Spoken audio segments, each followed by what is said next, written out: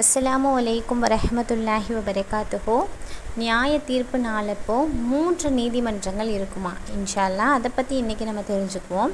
ஒவ்வொரு நீதிமன்றத்திலையும் ஒவ்வொரு விதமான குற்றங்கள் விசாரிக்கப்பட்டு அதற்கு ஏற்ற மாதிரி தண்டனைகள் வழங்கப்படுமா இன்ஷா அல்லாஹ். வீடியோவை ஸ்கிப் பண்ணாமல் ஃபுல்லாக பாருங்கள். அப்போ தான் நம்ம நியாய தீர்ப்பு நாளில் அந்த அமைக்கப்படுற 3 நீதிமன்றங்கள் என்ன அப்படின்னு தெரிஞ்சுக்க முடியும்.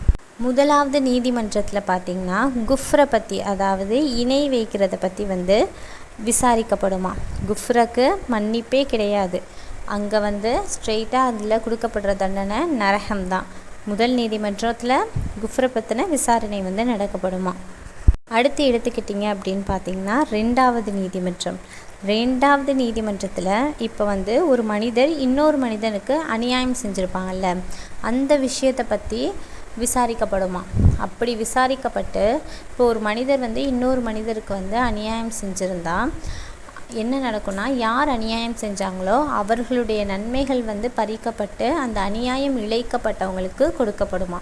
இல்லை, அவர் எனக்கு அநியாயம் செஞ்சாலும் நான் அவரை மன்னிச்சிட்டேன் அப்படின்னு யாராவது சொன்னாங்கன்னா, அப்போ அல்லாஹ் தாலாவுடைய புறத்திலிருந்து அந்த மன்னிச்சாங்கல்ல அநீதி இழைக்கப்பட்டவருக்கு அல்லாஹ் தாலா நன்மையை வழங்குவானா.